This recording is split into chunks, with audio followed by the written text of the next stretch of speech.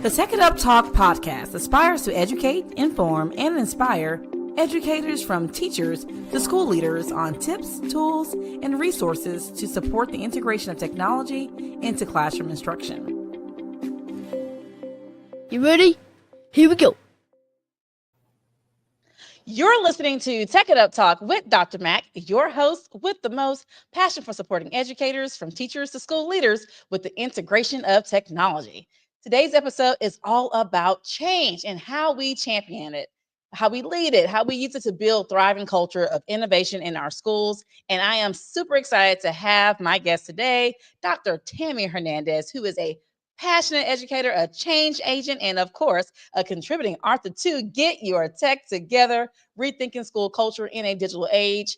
Her chapter on championing change to foster a culture of innovation and transforming the educator perspective is such a powerful call to action for leaders and educators to shift their mindsets and embrace the possibilities that innovation brings. And so I would like to welcome to the Tech It Up Talk podcast, Dr. Tammy Hernandez. Welcome, Dr. Hernandez. Hey, Dr. Mac. Thank you for having me on tonight. Oh, look, I'm excited to have you here. Excited for you to share with others the impactful chapter you wrote and contributed to the book. But I would like for you to first start, by really telling us about your journey in education and what led you to focus on leading change and innovation.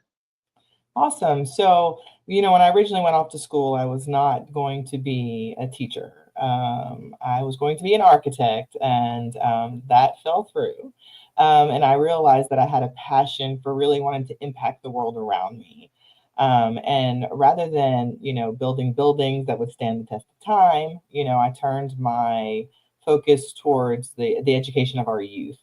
I personally, in my own personal life, there have been, 3 times in my life where I've been knocked down, and education was the foundation that helped me to raise my children, and to be successful and to value education. And it was through education that I came from a single mom's family, a home, and education was the key to get out. And so for me, education has always been very, very important. So when I had the opportunity, when I decided that I wasn't going to be an architect, to dive into the field of education, I took it on, full force, and let's do this. And so I taught for a few years before I went back and got my master's. And then I was actually in curriculum instruction for about 7 years when I returned back to the campus as an administrator. And I now currently find myself in my 2nd year as a principal. This is my 21st year of education. And, I'm entering that stage of life where I'm starting to really reflect and think about my future, because, my 10-year plan is retirement. And so for me, being in year 21, this was a prime opportunity for me to share the vast knowledge that I have and the experiences that I have, really looking at changing the face of education. I love it. And first of all, I just want to say, I think teachers are architects. So although you didn't go the traditional route of being an architect, I want to say that you have created some important pieces and designed some different structures to really support the learning environment and education. So I'm going to go ahead and give you your flowers for being an educator architect. Still building. I love it. Yes. Of course, of course. And so in your chapter, you're talking about the importance of transforming your educator's perspective or mindset. Why is mindset such a critical part of fostering innovation in schools? I think that our students these days, especially, now that I'm in the elementary level, our kids are exposed to so much social media and so much technology, and not always in a positive light for our students, right? And so for me, our kids are being bombarded with a lot of negative things about society, maybe about themselves. They're not perfect, like it appears that somebody else is perfect online.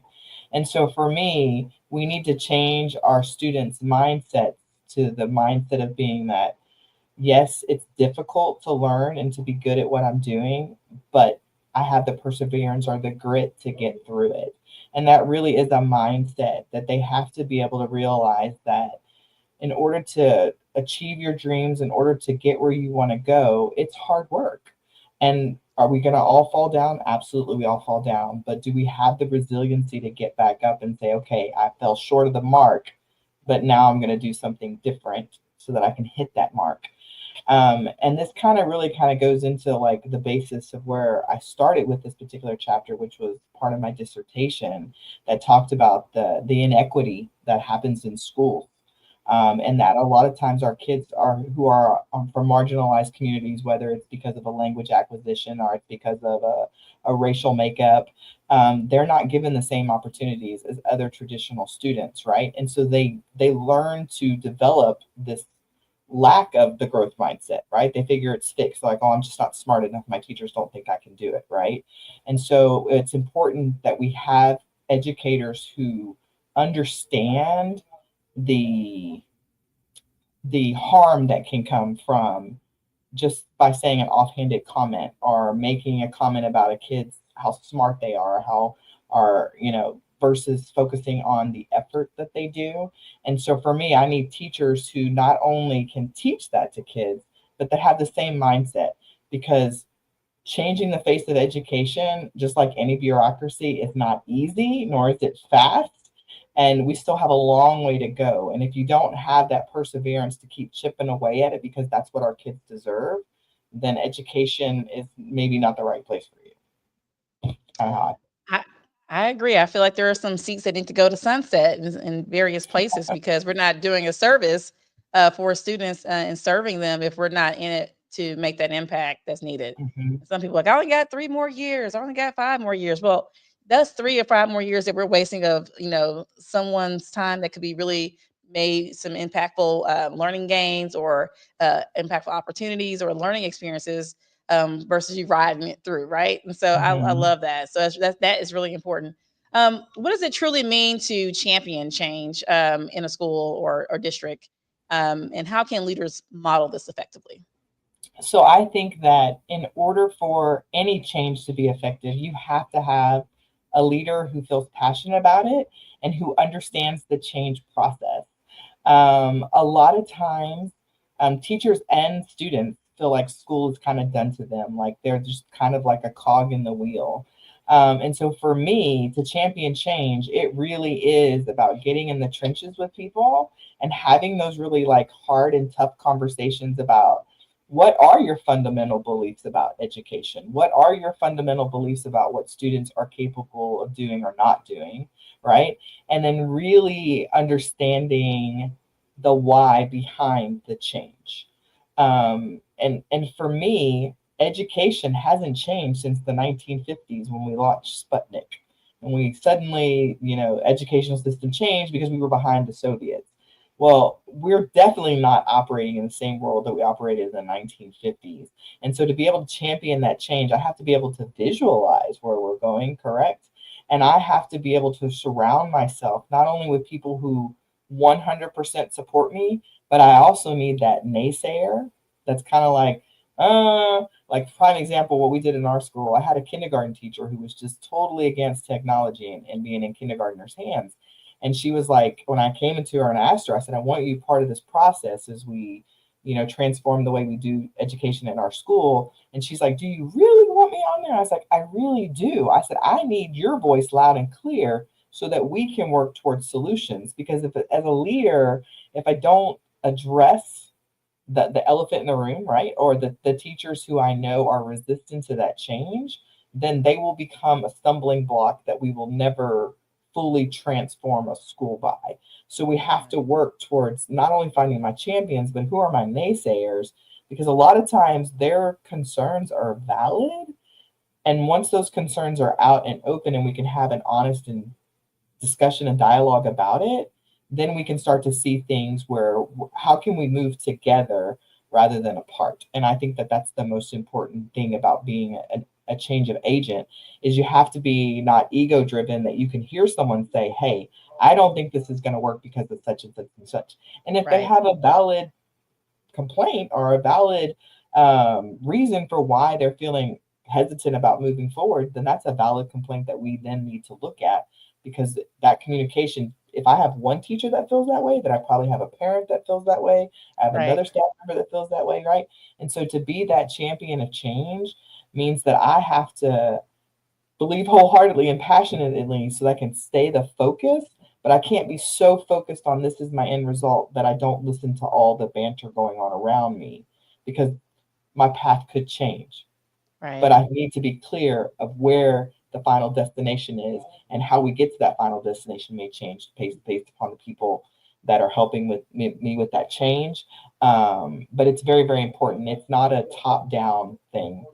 I definitely believe you have to have that grassroots base, and then it goes up towards me, because it made a huge difference when we launched this at my school, that it wasn't just me giving the training. It wasn't me talking about, like, my team members got up and said, hey, as a committee, this is what we decided.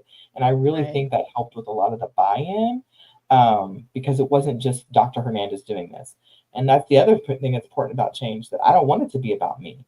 Like, if I leave, these systems and supports need to be in place moving forward, or it doesn't do anyone any good. Then it was run because I was the person in the position, not because it was what was best for kids. And we set up the procedures necessary for that change to stay in effect, even after, for whatever reason, I were to leave. Well, let me tell you, you said so many different nuggets in this in the last minute or so. One thing I definitely want to bring back is that I love that you engage the naysayers. A lot of times, we implement opportunities or implement new initiatives, and we are always, oh, this person's not going to get on. How are we going to get this person on board? But I love the positive spin on really valuing that voice, because you're right. They may have a valid point or perspective of why they feel that way. You may not agree with it, but it's how they feel and how someone else feel. And your end goal is to really make the impact in the learning process. And so if Mhm. you're having people who are not on board, that can definitely cause, some friction in moving the initiative along. And so it's really important to have various voices. And so I love the idea of it not just being a top down, I said, so this is what we're doing. Whereas here's an idea that let's gather around this. What are some of your concerns? What are some things that we can work toward to make this better and make it about the students? And how can we push this initiative forward and like deal with those apprehension wonderings, or the naysayers who are like going to be your laggards Mhm. the last to pull on. And there's some that's going to be out there, right? But you Yeah, have to remind ourselves, yeah, it's about our students. And I love that when correct. you first talked about the like how we're still somewhat teaching like we did back in the 50s, right? And so we want to Yep. change that narrative. And I love the thing that you said was that you have to visualize what you want in the future. Like what does that Mhm. look like? You may not have it in seat right now, but you want to visualize it so that you can attain and work toward those goals and have those intermediate pieces. So I absolutely love that. So thank you Yes. for sharing. Yes, yes. So what are some strategies that you've seen when working or trying to move educators from resistance to openness for change and new ideas? Well, I can tell you, I know I've already talked about making sure you have your naysayers on your team, but I also think Yes. it was important that when we would break into groups to work together, I was very strategic about who I placed. So I didn't necessarily put my definite naysayer like with me, because I know just from my being in my position that there were some people who will openly talk to me, and there are other people that'll be like, "That's my principal. I'm not saying anything." So you have to be really strategic. And so you thinking about the relationships that people have and the respect level that they bring to the campus, right? And so that's why I think it's so important, is that you have to make sure that it's not always brand new teachers. It's not always veteran teachers. It's like this great conglomeration of different experiences, different levels in the system, and then really being very targeted and specific about who you pair up with, because if there's not that dialogue, then there's going to be a definite breakdown, and then someone's going to come out of that meeting or out of that with this sense that my voice wasn't heard, so like everything moving forward has this negative tint to it, right? Right. And so I think that I was given a year to plan out what happened at my school, and I cannot begin to tell you how thankful I was. I thought, I have a year to plan. Let's just do this. I'm one of these people like, let's Right. just jump in, right? And so, but really being given that year to really sit down and talk about, like, we started like small, right? And started talking about, what does this look, big picture, big picture, big picture, big picture, right? And I think that it was important, like you said, the vision was important, but the planning really gave me the opportunity to say, how can I make this, chunk it so that it's palatable to people as it comes out, because change is not easy. Some of us, like, I'm on it, let's do it, let's change it, like, I'm not married to anything. But other people are Right. just like, whoa, wait a minute, no, no, no, wait, you want to go from a 50-minute class to a 55-minute class? What am I going to do in 5 minutes? And so really being, I mean, it's true though, right? And so really being able to address all of those things and keep all those things in mind. And I cannot say plan, plan, plan, plan, plan, because it's when you don't plan out that you could find yourself in a position where you're not ready to answer a question, or you're not ready to, you're just throwing people together in a group. And the next thing you know, you've had an entire day of planning, and these two people hate each other and they got nothing accomplished, and it's ruined the entire um, process. So for me, I guess strategies that I've used, just make sure you're planning ahead of time. Make sure you get a great conglomeration of people as part of it. That it's not just your people that support you or support whatever that you're doing. And then really digging down into getting into the why behind it. And you don't move on until everyone has come to a consensus and can say, okay, if we agree that 8 of the 10 of us, the other two that don't agree, can we still support this? And until everybody felt good walking away from the table, that yes, I can support the product that came out. I love that. I love that. And so, of course, this is the Tech It Up Talk podcast. So, how Mhm. does technology support the kind of innovation and mindset shifts that you are advocating for? Absolutely. So I talk about all the time that, in the 1950s, when we were learning, it was all about sitting in rows and everybody needed to know the exact same fact. Everybody, I mean, really honestly, the 1950s were all about being cookie cutters. Like, we were all trying to create these good Americans.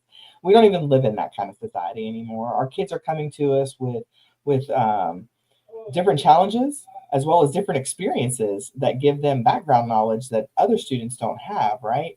And so the need for personalized learning or differentiated learning is huge in education right now. And one of the easiest ways, without, like, for teachers, when they think about differentiation, they feel like it's a very overwhelming task. Right. And technology is a tool that can be used to help level that playing field of equity.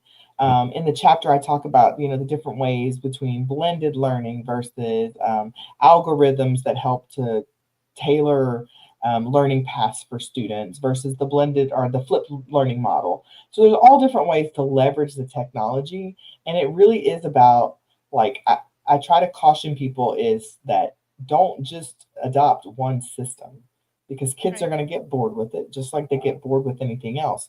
But if I use, for 2 weeks we did the blended learning model, and then in 2 weeks we did a flipped learning model, like, it keeps the kids engaged and it keeps them active.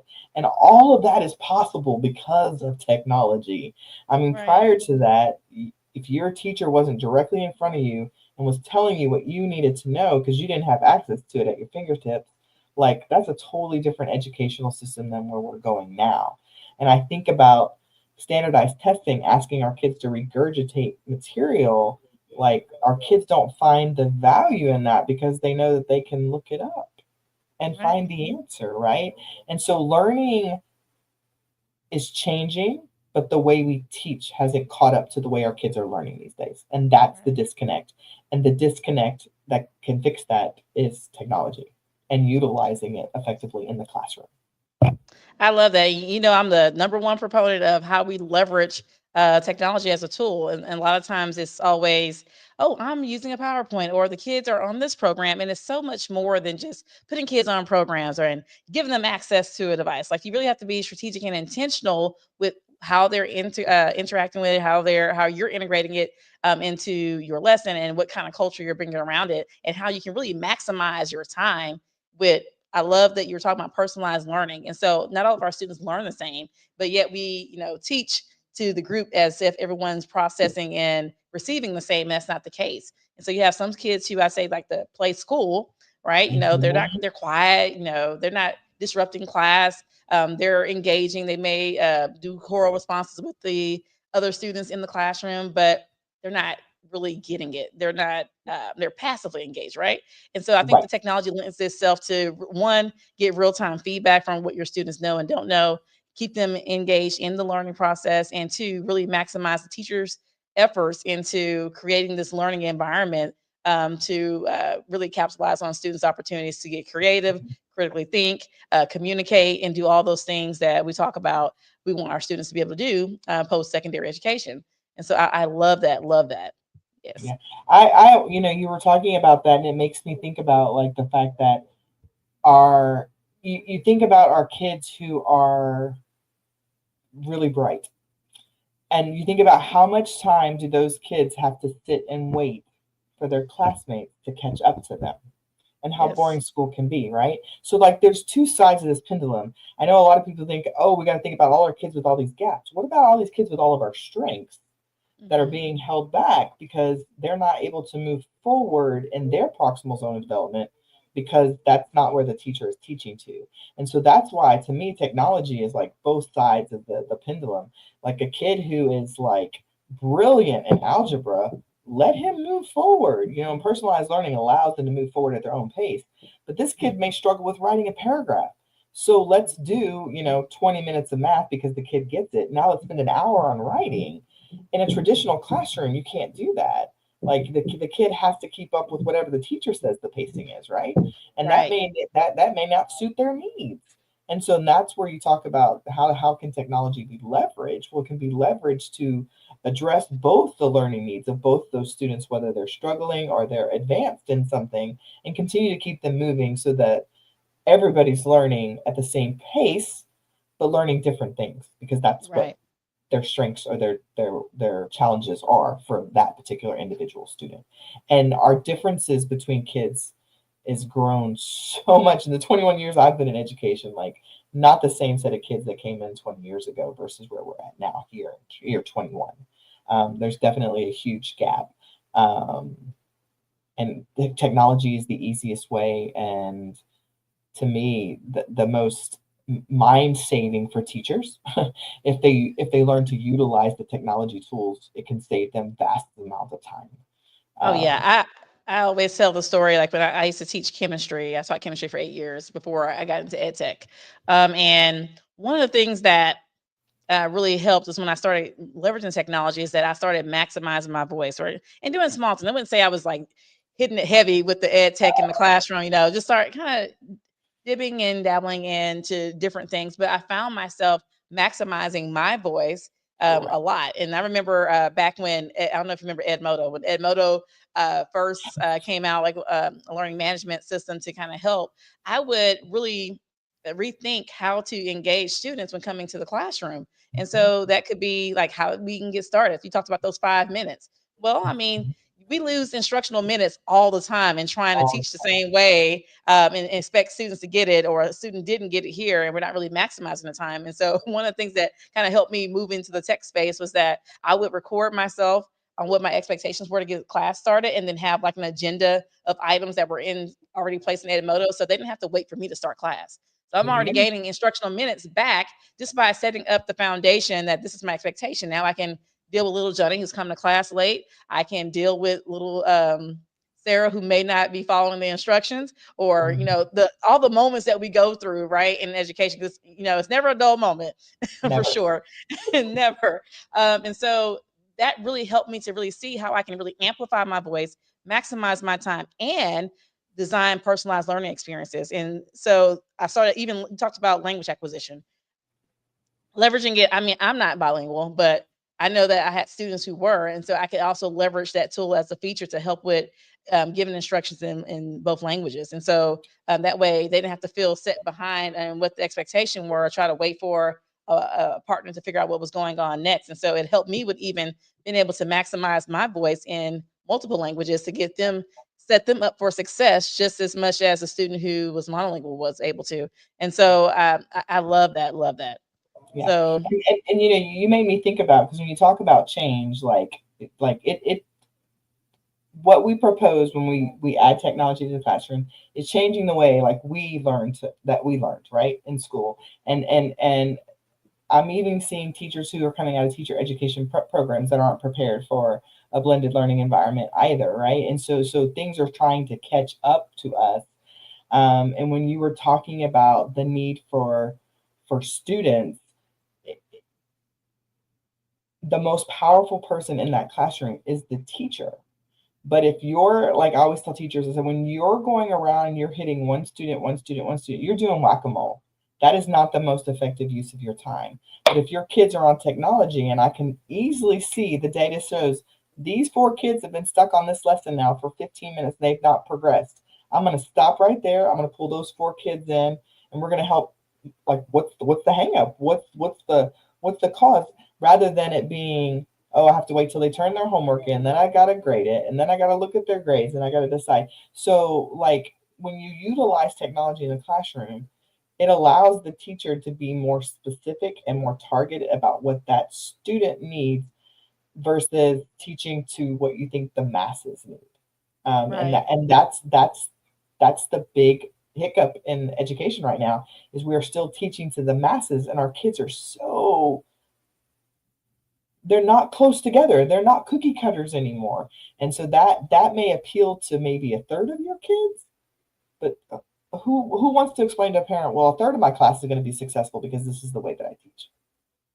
That's not Right. a conversation I want to have with a parent, right? And No, not so at all. so like you talk about, it's utilizing that technology to make you the most effective tool in that classroom as a teacher, because that's what your training is for. But if you don't have technology, then you're not being effective. I agree. Yeah, it's going to be hard to be effective. And a lot of times, I love that you're a school leader because sometimes I think teachers feel um, the pressure, like if administrator is walking in to observe them teaching, and they want to sound like it's great, and the class is listening, and you're sounding, but it's also we're hearing you, right? We want to Correct. hear the kids. We see what's happening, and I don't really see the kids engaging in the way that they're processing, they're retaining, and they're moving the learning forward. But it sounds great, right? Like, man, Right. she did a great job explaining that. But Johnny, were you able to successfully answer that question? Correct. So, like, checking for understanding and building those moments in for the kids to engage and kind of fail forward. I was like, I fail forward every day. So like giving them that productive struggle and that opportunity to engage and to really process with it, with their was being explained, even if they did have a whole group teach, right? Like even if you Right. did have that segment where everyone's there, it doesn't have to be the entire length of the class. There's moments for it, and Correct.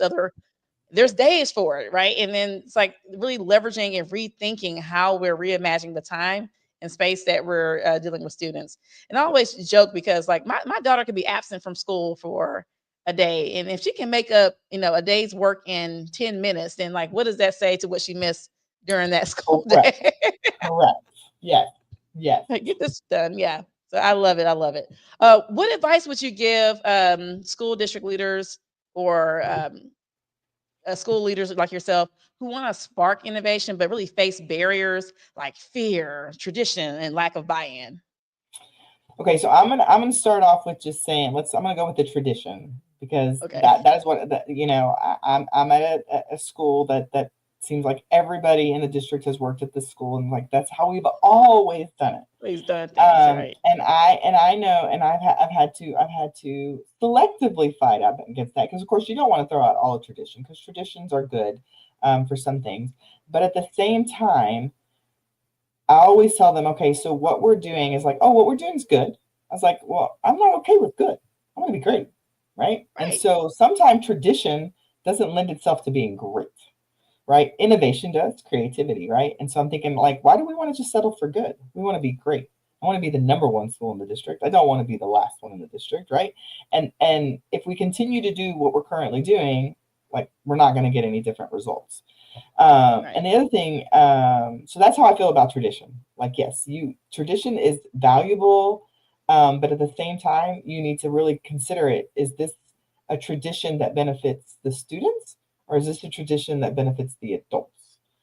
Because if Right. it's more because it makes the adults feel good, because it's how we've always done it, then that's not a good reason to continue to do those traditions.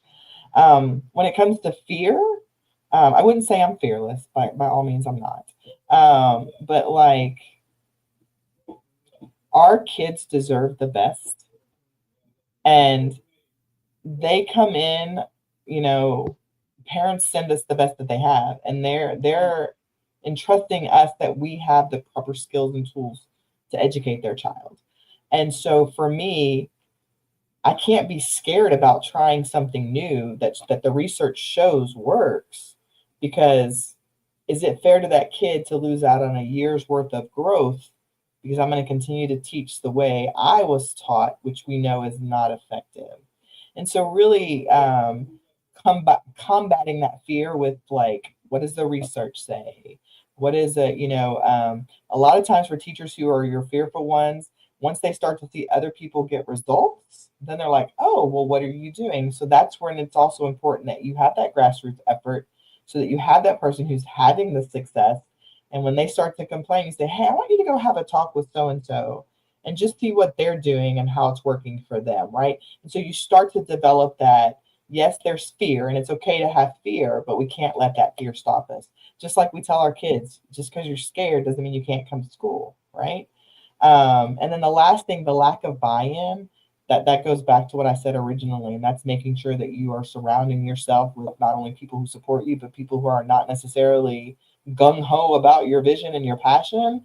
Because if you can turn those people around, Man. those are the ones who are going to be right. They're going to just take off. And I can honestly say that the one that I pulled into my team that was my naysayer was really like, do you really want me on this committee? I was like, I really do want you on this committee. And now I've been with her almost 2 years now, and I think that she would walk through fire for me, Wow. but she values the fact that I took the time to ask her, knowing that she wasn't a proponent for it. And I listened to everything she had to say. She listened to what I had to say, and we were able to come to an understanding that, yes, what I expect fifth graders to do is not going to be the same thing I expect kindergartners to do.